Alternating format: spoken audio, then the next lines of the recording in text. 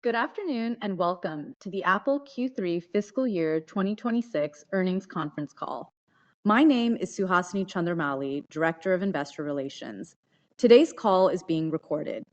Speaking first today is Apple CEO Tim Cook, followed by CFO Kevin Perek.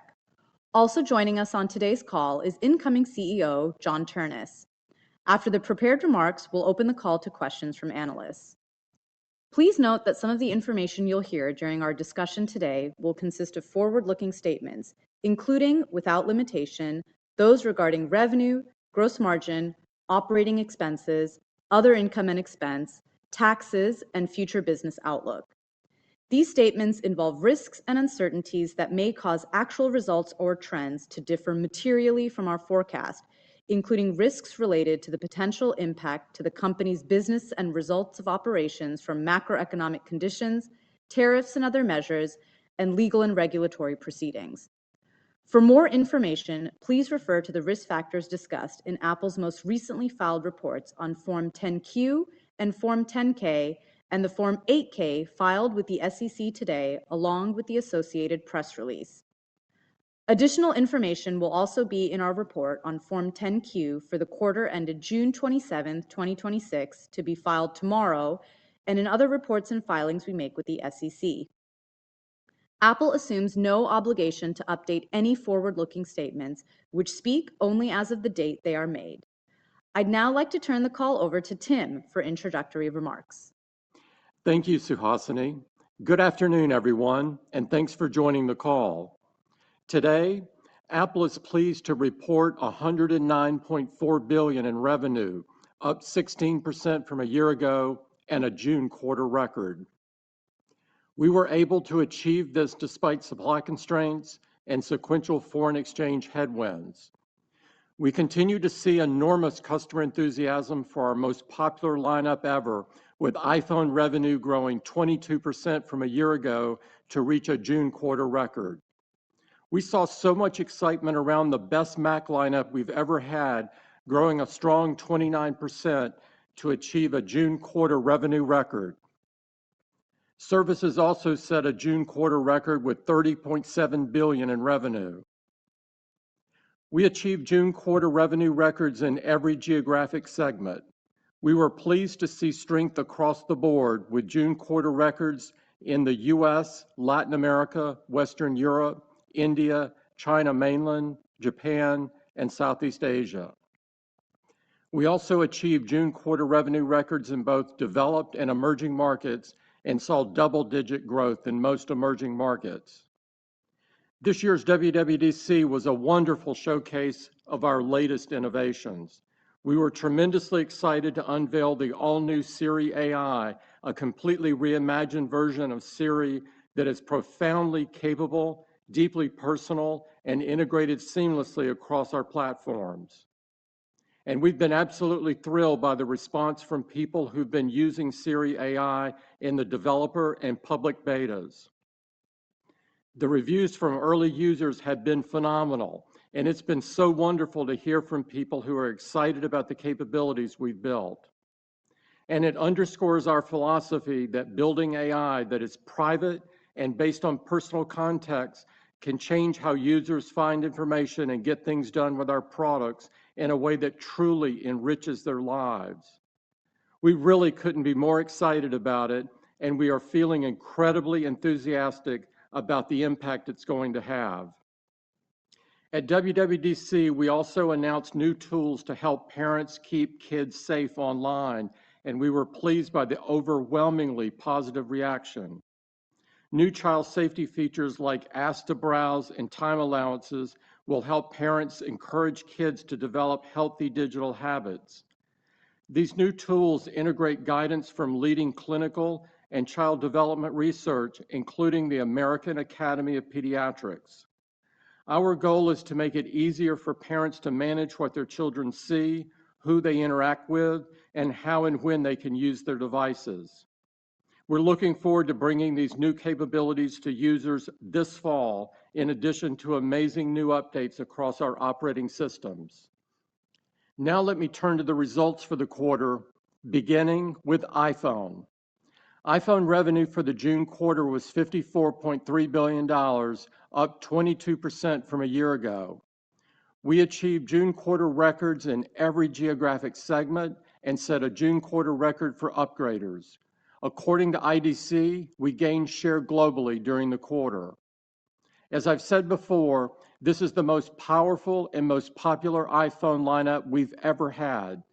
More people are relying on iPhone every day for AI, powered by the outstanding performance of A19 and A19 Pro.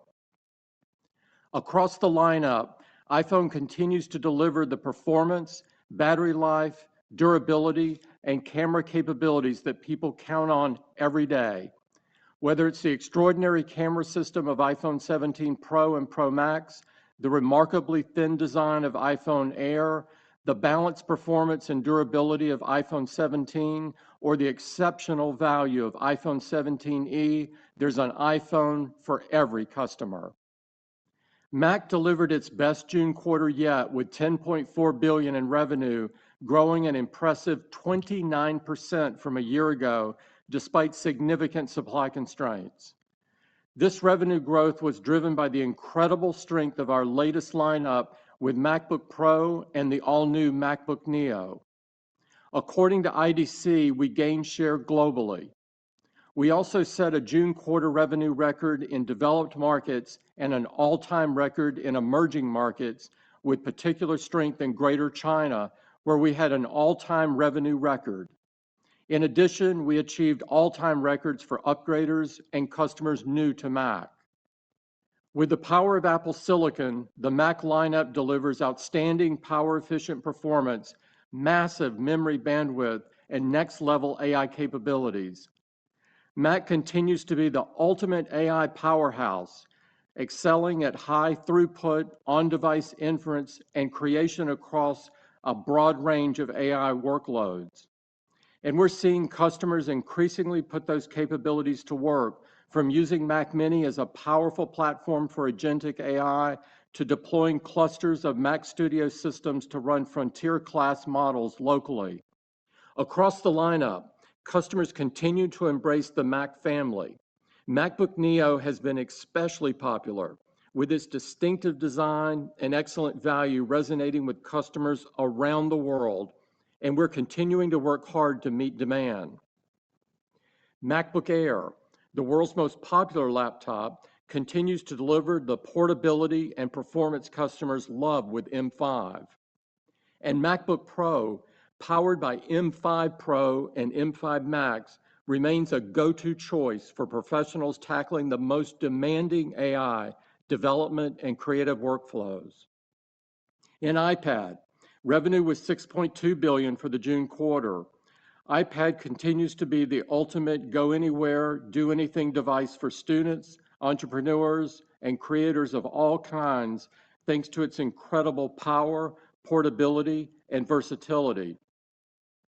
The addition of M4 to iPad Air has made it even more capable, delivering a significant performance boost for everything from personal productivity and immersive learning to advanced creative workflows. Together with the remarkable performance of iPad Pro, the amazing value and versatility of iPad, and the ultra-portable iPad mini, we're offering customers our strongest iPad lineup ever. Revenue for wearables, home, and accessories was $7.9 billion, up 6% from a year ago. We grew in every geographic segment and achieved a June quarter record for upgraders for Apple Watch. Our Apple Watch lineup brings together the most comprehensive set of health and fitness features we've ever had. We're delivering useful features backed by research to enable users to better understand their health and well-being. It's gratifying to receive almost daily reminders of the meaningful impact Apple's health innovations are having for users all over the world, changing, even saving lives. Meanwhile, we continue raising the bar across our AirPods lineup, whether it's the immersive listening experience of AirPods Pro 3 or the premium listening experience and exceptional active noise cancellation of AirPods Max 2. And with live translation, powered by Apple Intelligence, people are crossing language barriers and connecting like never before. As I mentioned earlier, we're excited about the work we're doing on the next generation of Apple Intelligence, including Siri AI and the AI features we're developing across our platforms. These experiences are intuitive and useful, while also deeply integrated in a way that's personal and private, with the latest models running on device and on servers using private cloud compute. We began laying the groundwork for users to have the best possible experience with AI when we introduced the Neural Engine in 2017. Ever since then, we've innovated and invested deliberately in silicon, systems, and scalable unified memory architecture designed with AI at their core.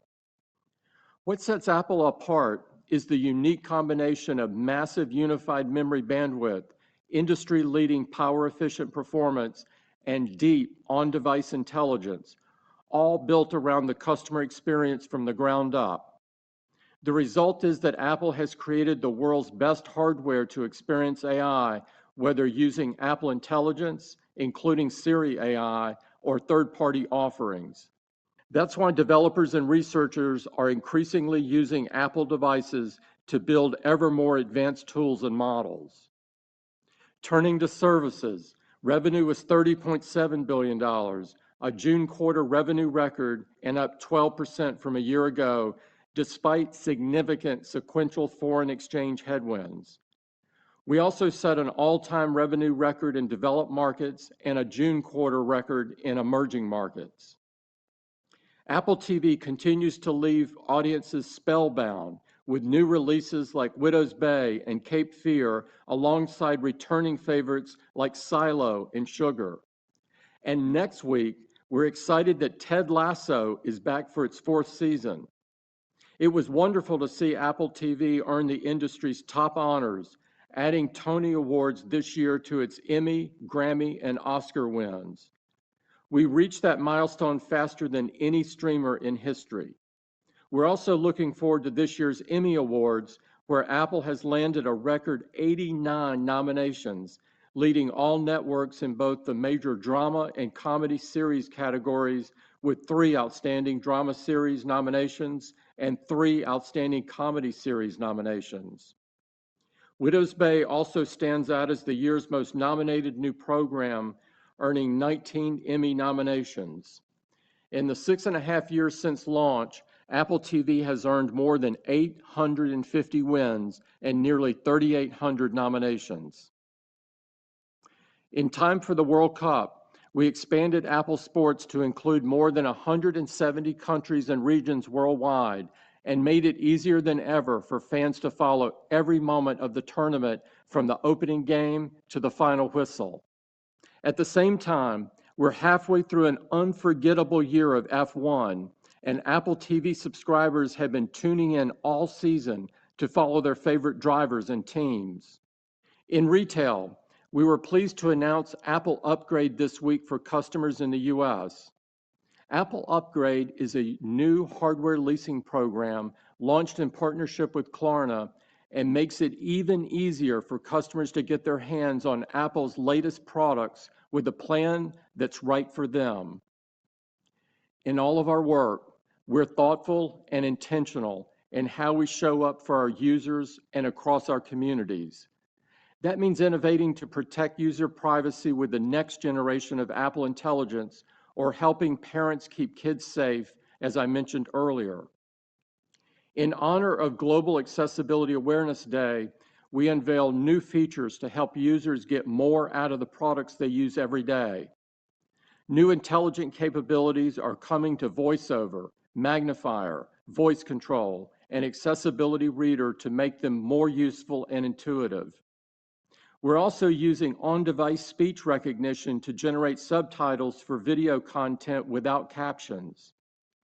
And Apple Vision Pro is adding a feature for power wheelchair users to control drive systems using just their eyes. All of these features were born out of Apple's longstanding commitment to ensuring that the benefits of technology are shared with everyone. As we continue to develop new capabilities for users around the world, we're also doing our part to invest in innovation close to home.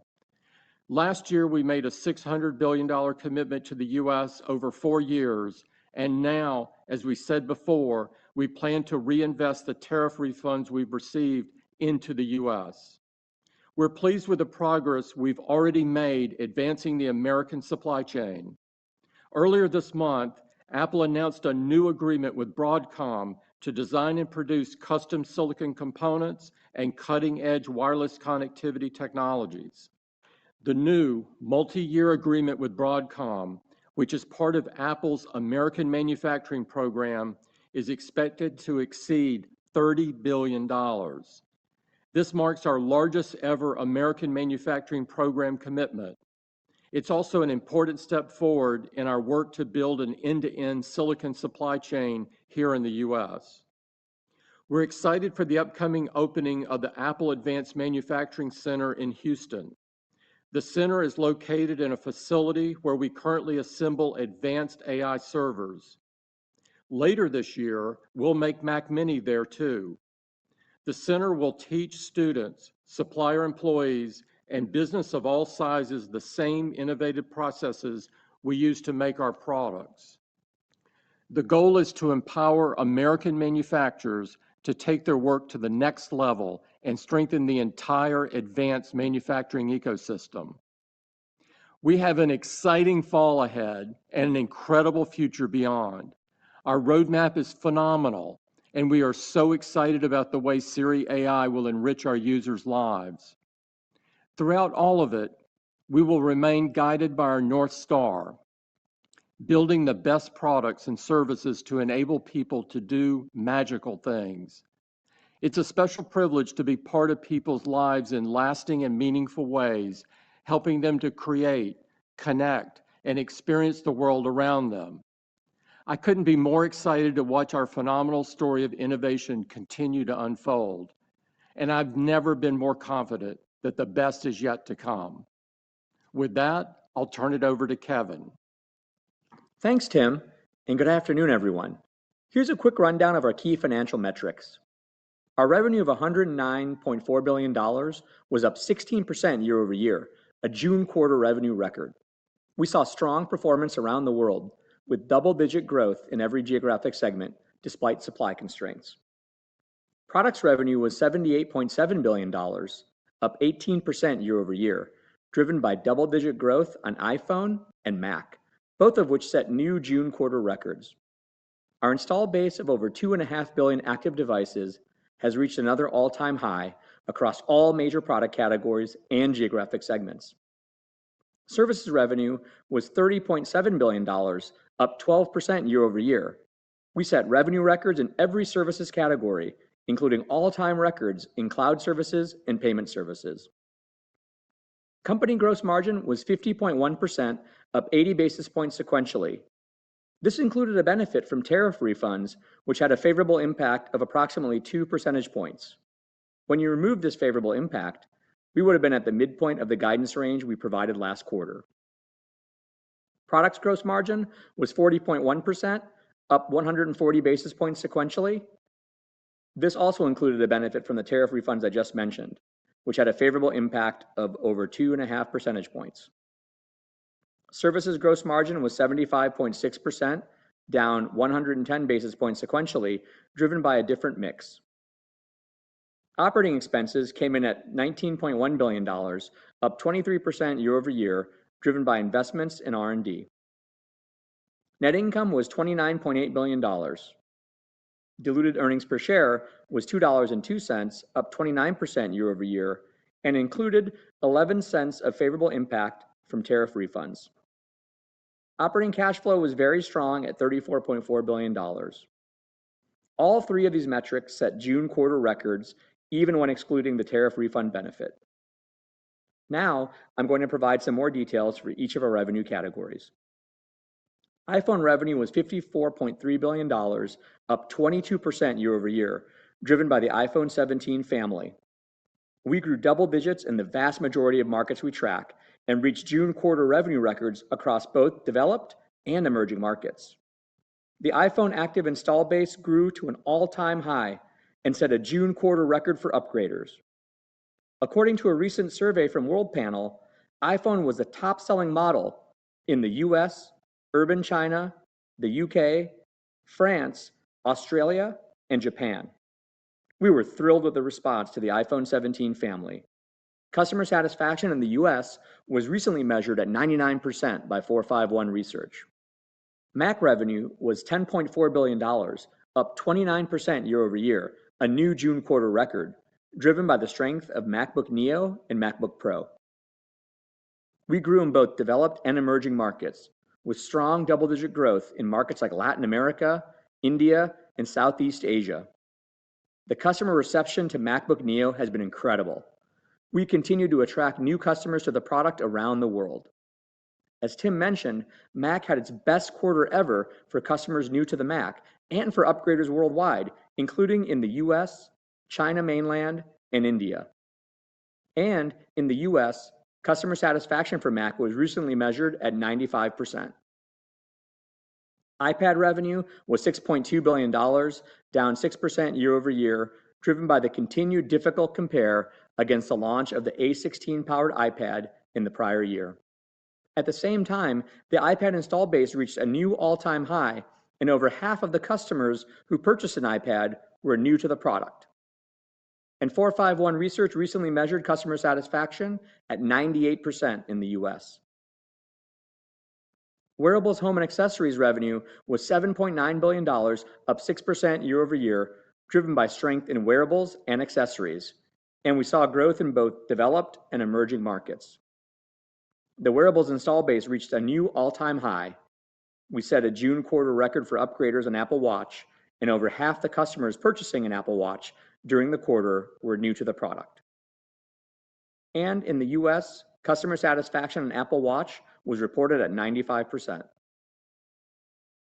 Our services revenue reached a June quarter record of $30.7 billion, up 12% year over year, despite significant sequential FX headwinds. For the total services business, we saw double-digit growth in the vast majority of markets we track. We set records in every category, with June quarter records in advertising, App Store, AppleCare, music, and video, as well as all-time records in cloud services and payment services. We are optimistic about the long-term future of our services business. With our large install base of over 2.5 billion active devices, we have an incredibly strong foundation for growth opportunities. Our services continue to attract more customers, and we have now surpassed 1.5 billion in paid subscriptions. Both transacting and paid accounts reached new all-time highs in the quarter, with double-digit growth for both in emerging markets. And we continue to improve and expand our services offerings, from powerful updates to Creator Studio to exciting new features we're bringing to services later this year, like splitting bills with Apple Cash using visual intelligence. Turning now to enterprise and education, organizations are using the Apple platform to drive AI innovation and empower the next generation of students. Starting with enterprise, Morgan Stanley has deployed over 20,000 iPhone 17 devices globally as part of a shift from employee-owned to corporate-owned devices for reliability and security. More companies are choosing Mac for on-device AI advantages, including lower costs, better performance, and enhanced privacy and security. At Disney, creative teams are increasingly turning to Mac for on-device AI workflows that reduce overall cloud token costs and keep their IP secure. And Crédit Agricole, France's leading retail bank, is using on-device AI on MacBook Pro to streamline regulatory workflows, reducing manual processing time by over 80%. Our newest addition to the Mac lineup, MacBook Neo, is reaching new enterprise users in many environments, from bank branches to retail storefronts. In education, MacBook Neo continued to accelerate adoption of Apple products, with many districts leveraging Apple Financial Services to deploy at scale. Pinellas County Schools, one of the largest districts in Florida, is transitioning 25,000 students from Windows devices to MacBook Neo across its 18 high schools. In Washington, Peninsula School District 401 moved over 8,000 students from Chromebooks to MacBook Neo. And in Oklahoma, Midwest City, Del City School District purchased over 6,000 MacBook Neos to become an all-Apple district for students. In fact, in the last quarter, about half of the MacBook Neo large purchases by U.S. education institutions displaced Windows and Chromebook devices. Let's turn to our cash position and capital return program. We ended the quarter with $147 billion in cash and marketable securities and $84 billion in total debt. During the quarter, we returned $33 billion to shareholders. This included $4 billion in dividends and equivalents and $25.8 billion in share repurchases. As we move ahead into the September quarter, I'd like to review our outlook, which includes the types of forward-looking information that Suhasini referred to. Importantly, the color we're providing assumes that global tariff rates, policies, and their application remain in effect as of this call, and the global macroeconomic outlook does not worsen from today. We also expect our September quarter total company revenue to be impacted by two main factors. First, we expect foreign exchange to be a sequential headwind of about 2.5 percentage points to the year-over-year total company growth rate from the June quarter to the September quarter. Second, we expect the impact from supply constraints to increase significantly sequentially. The projected supply constraints in the September quarter affect iPhone, Mac, and iPad.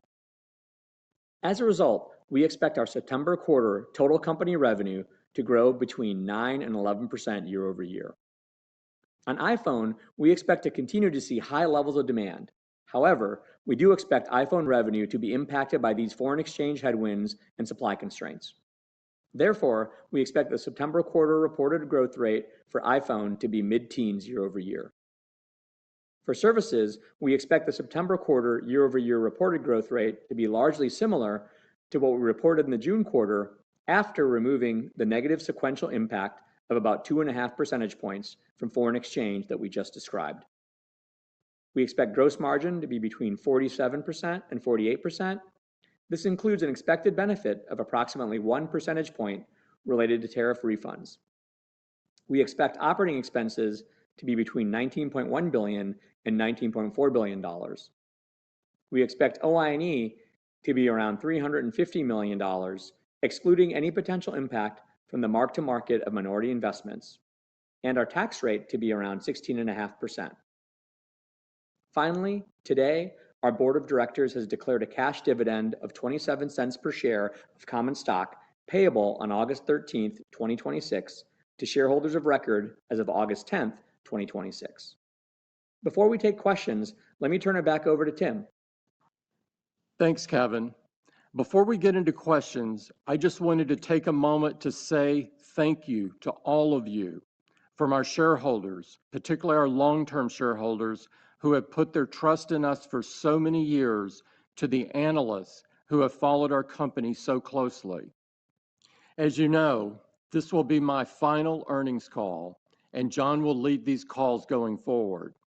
The transition is going seamlessly, and I am beyond excited for John to step into his new role and lead Apple into its next era. He is truly one of a kind, and there is no better person to take the helm of the company.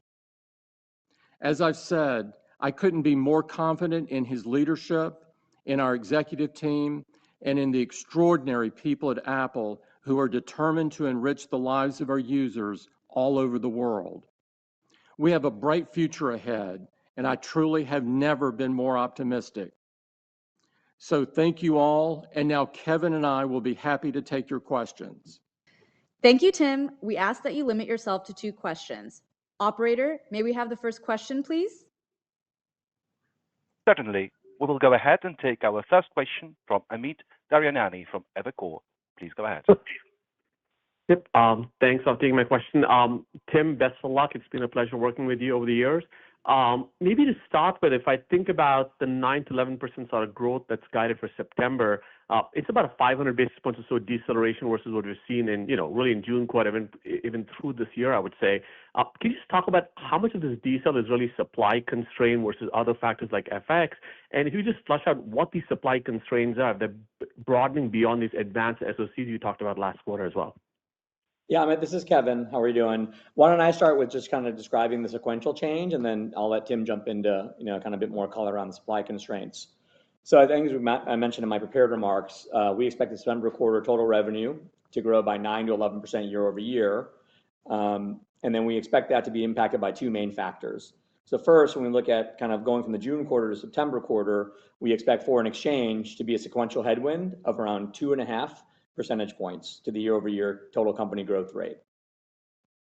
And then the second impact is that the impact from supply constraints is we expect that to increase significantly when we go sequentially from June to September. And that projected supply constraint in the September quarter will affect the iPhone, Mac, and the iPad. And really, when you combine those 2 factors, we get pretty close to the June overall total company growth rate. Yeah, Amit, it's Tim. First of all, thank you for your comments. During the June quarter, we did experience supply constraints primarily on the Mac and to a lesser extent on iPhone and iPad. These were driven by very high levels of demand. And as we've said before, we are seeing less flexibility in the supply chain than normal.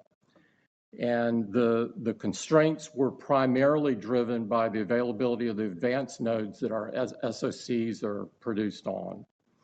If you look forward then into the current quarter, the September quarter, we continue to expect high levels of demand.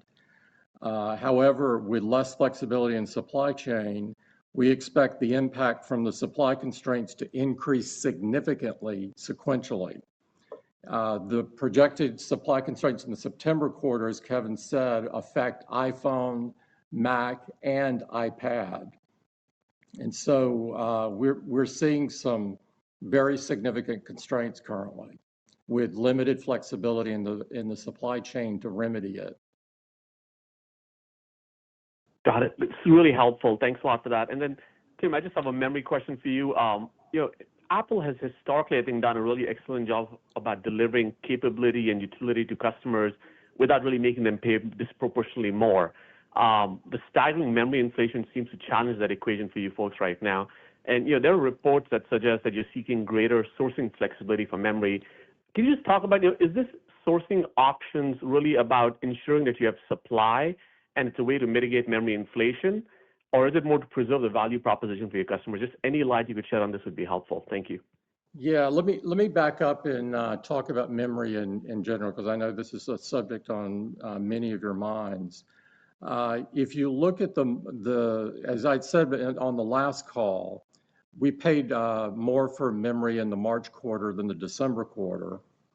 And then, as I alluded to last quarter, we expected to pay significantly more in the June quarter than the March quarter, and that is what happened. It was partially offset by the benefit of carry-in inventory. For September, we expect to pay even higher memory costs, and we're able to offset partly by a few factors, and let me walk through kind of what they are. The first is, as you would expect, we have a benefit from some carry-in inventory in the September quarter. However, we believe we'll see decreasing benefit from this over time beyond the September quarter. The second is we're expecting lower costs on certain non-memory components that are in our BOM. And then if you look beyond September, we see the market pricing for memory continuing to increase, which could drive an increasing impact on our business, and we're continuing to evaluate this. In terms of the sources of supply, primarily the DRAM market has 3 suppliers, and obviously if there were more suppliers, that would be good, and it would help us on the supply side and perhaps the pricing side. It's unclear on the pricing side, but it could help on the supply side, and so we're evaluating all options.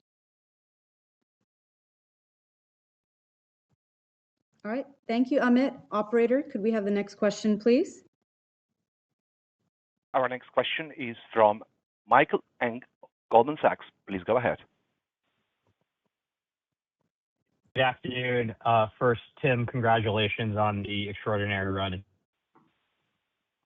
on these earnings calls. In terms of my questions, I have 2 as well. First, on the Apple upgrade program, could you talk a little bit about the expected adoption rates across your 2.5 billion device install base? In success, do you see it shortening the replacement cycle for iPhone, or also having an equal impact to Mac and iPad, which may have not have benefited from device subsidies in the US like iPhone has historically? Thank you. Yeah, Michael, first of all, thank you for your comments. I really appreciate that. If you look at the upgrade program, what it's all about is making it easier for customers to get their hands on our latest products with a leasing plan that's right for them. And of course, as you know, the residual values on Apple products are generally much higher than the residual value on several of our competition. And so it's a way to get into a product on a fairly affordable basis, particularly for those customers who want to upgrade on some kind of schedule. And so we're very excited about it. It is offered in our retail stores, and so it's not widely offered in all channels. And so we'll see what the customer uptake is, but the early feedback on it is quite positive. Yeah, Michael, I just mentioned that it's only available in the US right now as well. Great. Thank you. That's very helpful. And then my second question, just on iOS 27 and Apple Intelligence, went into public beta earlier this month. Could you talk about learnings from the public beta? Will the new Siri AI be a demand driver for iPhones this holiday? How does the Apple Intelligence usage to date in the open beta inform how you're thinking about compute costs and the ability to recover some of those costs through iCloud Plus? Thank you. Yeah, thank you for that. First of all, we are off the charts excited about Siri AI. We had a great reception from WWDC. We released the developer beta immediately after the keynote. The developer feedback has been overwhelmingly positive. The feedback from reviewers and so forth have been overwhelmingly positive. We released it to the public for a public beta a few weeks ago, and the continued feedback is really, really great. I think it's a very big idea to have AI that's private, that's based on your personal context, and that's integrated across the the operating system. And so we couldn't be happier with how things are going. In terms of the what it means for compute cost, it's obviously early going for us. And so I don't want to say that we have a complete plan for that. We do believe there will be people that want to use it a lot. And so we will have some kind of upgrade possibilities on iCloud Plus, where people can buy up the stack on iCloud Plus, and we'll see how the pickup for that is. But we could not be more excited about where the product is. Wonderful. Thank you for all the thoughts, Tim. Thank you. Thank you, Michael. Operator, could we have the next question, please? Our next question is from Ben Reitzes from Melius Research. Please go ahead. Yeah, hey guys, thanks a lot for the question. And obviously, Tim, known you a long time, I'll really miss you. I wanted to ask about the supply constraints again, and I think people are just trying to make sense of it a little bit this way, is that, the street had you at 12% growth for the quarter, September. And so, you could argue that to get to the 10% you guided, that's just the FX. And then in the first quarter, which is December, street had you decelerating quite a bit, to like 8 to 9%. So I think, what we're struggling with after hours here is how much these supply constraints really hit you in December and, impact that, because, the street did a pretty good job of taking that number into the, higher single digits. Is there any guidance you can give us there as you see it, Tim? And we'd really appreciate it. Thanks. Let me talk about the constraints a little more, and then Kevin can weigh in on the guidance for revenue. As I'd mentioned before, the primary issue is advanced nodes that we run our SoCs on.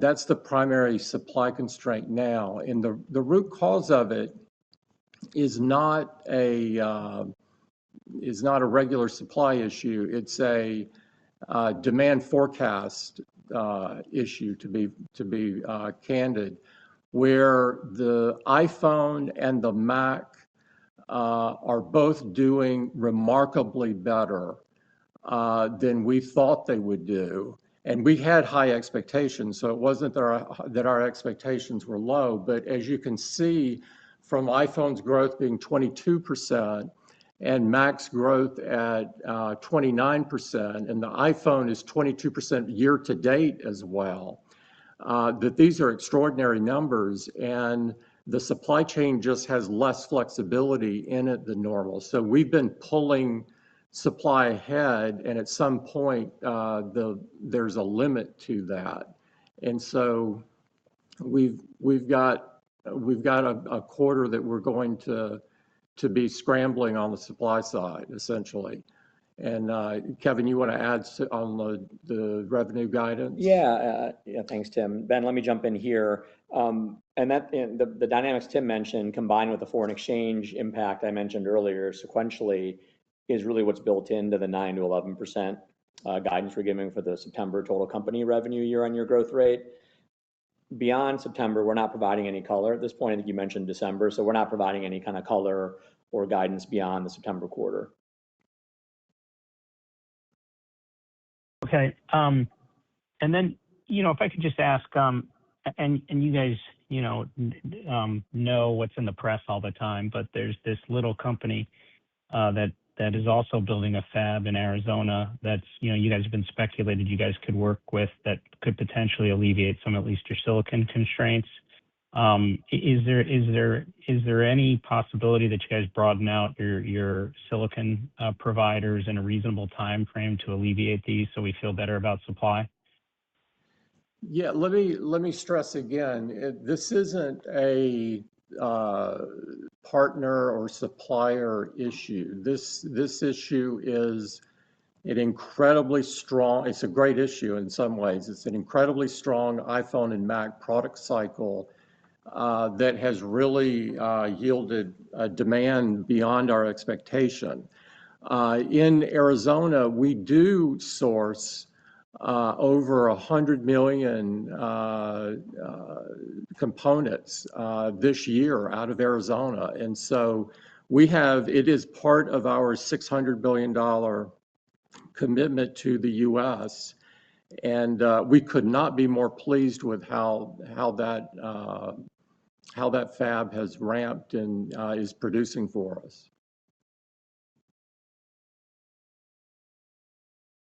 Thanks, Tim. Yep, thank you. Thank you, Ben. Operator, could we get the next question, please? Our next question is from Eric Woodring of Morgan Stanley. Please go ahead. Great. Thanks so much for taking my questions, guys. And Tim, just echo what everyone is saying. It's been a pleasure working with you. Hope to still talk to you in the future. I want to maybe focus on pricing here, Tim, and kind of unprecedented for you to take pricing in the ways that you have. I guess two related questions is just, is it your intention to pursue some of these multi-year LTAs with your suppliers just to ensure access to supply at pre-agreed prices? And when you approach product pricing in this environment, is it your intention to protect, product gross profit dollars? Is it your intention to protect product gross margins? We just love the kind of thought process behind the pricing. And then a quick follow-up, please. Thank you. Yeah, on the pricing front,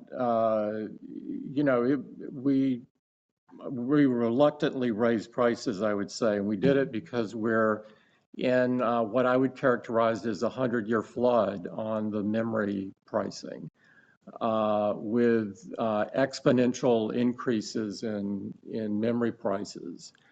And so that was the rationale for it. In terms of our philosophy on dollars or percentages, we look at units, revenue, and margin, and then come to a business judgment as to how to handle that. And so it's not a mathematical formula that gets us to a specific result, or just looking at one dimension of that. We look at all three dimensions and think about it over the long term instead of a 90-day clock. Hopefully that helps. I appreciate that. Yeah, no, that does help. Thank you, Tim. And then just maybe a quick follow-up, I guess Tim or Kevin, just 12% services growth was just a bit below your guidance. I imagine FX maybe played a role there. I think the fiscal 4Q guidance assumes, another deceleration. I think the math would imply below 10% year over year as reported. So can you maybe just help us understand the kind of function factors underlying that deceleration, and if that's App Store, which I think some third-party data sources would suggest, is that a function of AI maybe reprioritizing time away from parts of the App Store? Just want to make sure we understand the moving pieces on services, please. Thank you so much. Hey, Eric, this is Kevin. I'll take that one. So let's walk from kind of the 16% in our fiscal second quarter to kind of the 12% that we just talked about in the June quarter that you referenced. And we look at that, relative to the March quarter. Foreign exchange was the main driver for the change in the year-on-year growth rate sequentially. And also a couple other factors to keep in mind. One is we had the theatrical release of F1, which is one of the highest grossing, sports films in history. And this year we didn't have a theatrical release. So that had a favorable impact on both the June quarter and also the September quarter in the year ago. We also had some factors that impacted the performance of the App Store. We did see some headwinds in mobile gaming. And then keep in mind, we also made some changes to the App Store business model in certain countries. And in the US, we do continue to operate under a court ruling impacting the link out transactions. But we're pleased the Supreme Court will hear our appeal. Despite this, the App Store did set a June quarter revenue record. So if we take a step back, there are several positive trends in the services business. And during the June quarter, we saw strong double-digit growth in categories like cloud services, video, payment services, and advertising. And we set revenue records in every category, with June quarter records in advertising, the App Store, Apple Care, music, and video, where Apple TV viewership reached an all-time high in the quarter. And then we also set all-time records in cloud services and payment services, where Apple Pay saw a record level of users in both developed and emerging markets. And services also had a June quarter record in emerging markets. And as we outlined in the prepared remarks, our services continue to attract more customers, and we now have surpassed 1.5 billion in paid subscriptions, and our transacting and paid accounts hit an all-time high with double-digit growth in both those two in emerging markets. So I think when I step back, if I look at kind of how we landed versus our expectations that we had outlined in the March quarter for the June quarter, I would say that our we roughly met our expectations, but we did see a bit more softness on mobile gaming in the App Store. As we go into the September quarter, what I would say is we expect foreign exchange will continue to be a headwind. And in fact, this is a theme that's impacting the services business more so than the total company. We expect foreign exchange to drive about a 5 percentage point headwind to the year-on-year growth rate from the March to September quarter. So if we look at the sequential change from the June quarter, the 12% services we reported, to what we're guiding for the September quarter, we are going to see another 2.5 point sequential headwind. Thank you so much, Kevin. I appreciate the detail there. Sure, no problem, Eric. Thanks. Awesome. Thanks, Eric. Operator, could we get the next question, please? Our next question is from Aaron Rakers of Wells Fargo. Please go ahead. Yeah, thanks for taking the questions and also best wishes, Tim. I guess I want to, maybe it tethers with the memory pricing dynamic, but, as you look at the demand that you're seeing right now, I'm curious of how you assess whether or not you've seen any pull forward of demand, either from the consumer or even the enterprise and education markets, and whether or not you're factoring that into your views as we look forward at all. You're talking about an iPhone, I assume, in general. We've been running at this 22% growth rate for the last while. For this cycle has been a 22% increase year to date. And so it's not obvious, I would say, that it's not obvious in the data that what you're asking is true. Obviously, we've now had to increase prices on iPad and Mac, and the price elasticity there, it's just too early to come to a definitive conclusion of what happens there. Because it takes a little while for the channels to adjust since there's channel inventory, and it takes a while for the consumer to respond. And so we'll understand that more in the weeks ahead. Very helpful. And then as a quick follow-up, maybe more longer term thematically, as AI, proliferates towards the edge and more consumers utilize AI, I'm curious, Tim, if you see AI opening up additional opportunities. I can appreciate that you're not going to give us specifics, but do you see other kind of addressable markets evolving from AI over time? Yes, I think there are enormous opportunities for Apple moving forward in AI, and I'm so excited about Siri AI and kind of where it is and where it's going. I'm excited about the feedback that we're getting there, and of course the ability to run some percentage of request on device is also very strategic and sort of a competitive weapon, if you will. So I could not be more excited about the opportunities there. Thank you. Yeah. Thanks, Aaron. Operator, could we get the next question, please? Our next question is from Wamsi Mohan of Bank of America. Please go ahead. Yes, thank you. Tim, first, congrats on your tenure as CEO. You joined back in 2011 when Apple reported $108 billion in revenue, and you just delivered a quarter of $109 billion. So just an amazing journey. Thank you For for my that. I really question, appreciate it. yeah, sure, Tim. It's been a pleasure. For my question, first on Siri AI, do you expect that Siri AI would change the capital intensity of Apple, despite the fact that you have the ability to do so much differentiated workloads on device and you have this distributed compute? You do have some requests that go into the back end, both in your own first-party cloud as well as third-party. So is it right to think that the capital intensity of Apple will change in the future because of Siri AI? And I will follow up. We use a hybrid model, as I know Kevin has reviewed with you earlier. And so we use some third-party cloud, and we do our own data centers. And so there will be a mix. But generally speaking, as you know, we have been growing our OpEx and spending more in AI in general, and quite a bit more. And there are other locations on the P&L other than OpEx, like OCOGs and et cetera, that also have AI expenditures. And so we'll see what Siri AI does from the cost side of it, but there's also the ability, when people use it a lot, for them to move up on an iCloud plan as well. And so what the balance of that is a bit uncertain at the moment.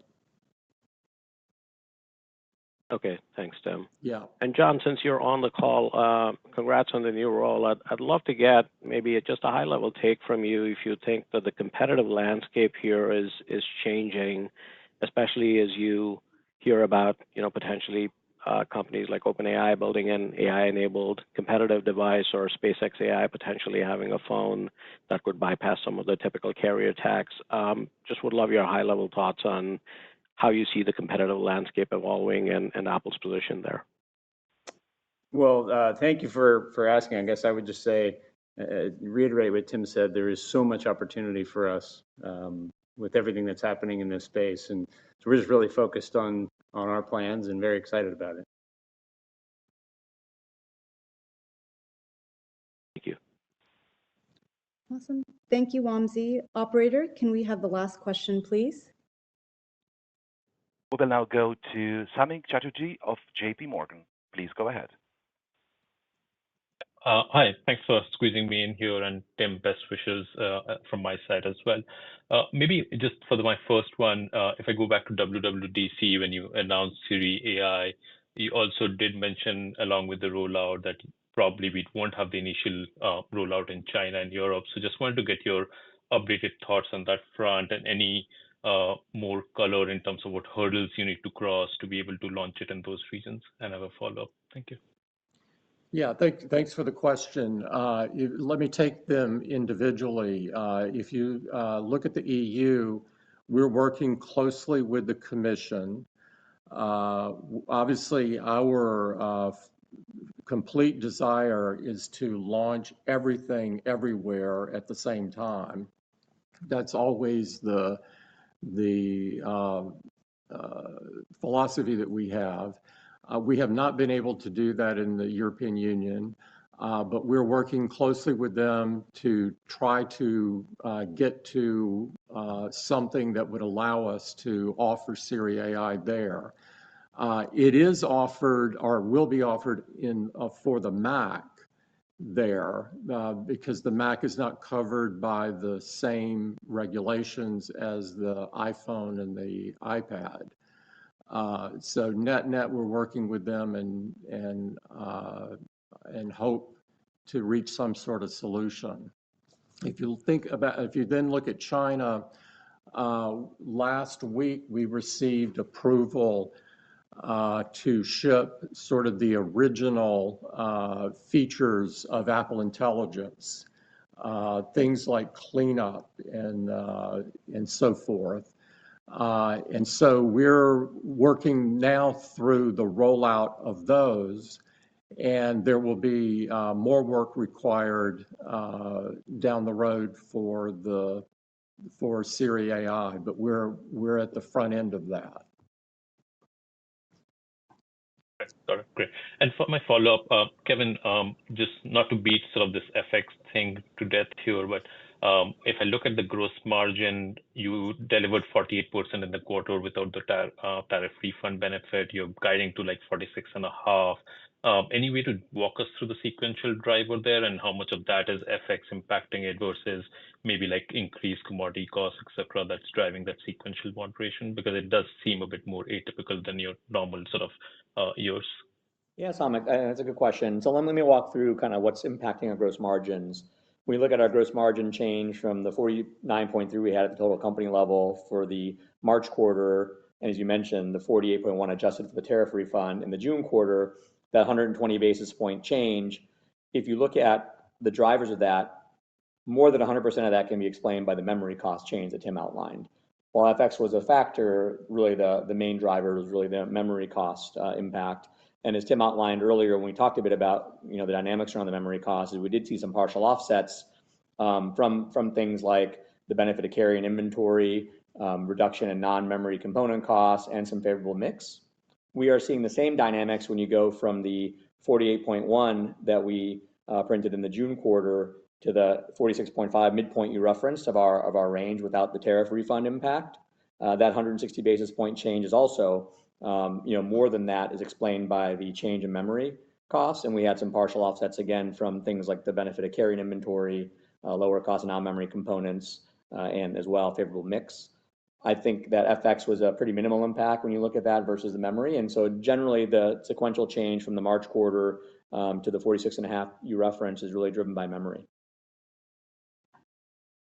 Great. Thank you both for taking my questions, and congrats again, Tim. Thank you so much for saying that. I appreciate it. Thank you, Samik. A replay of today's call will be available on Apple Podcasts and at apple.com/investor. Thanks again for joining us today. Once again, this does conclude today's conference. We do appreciate your participation.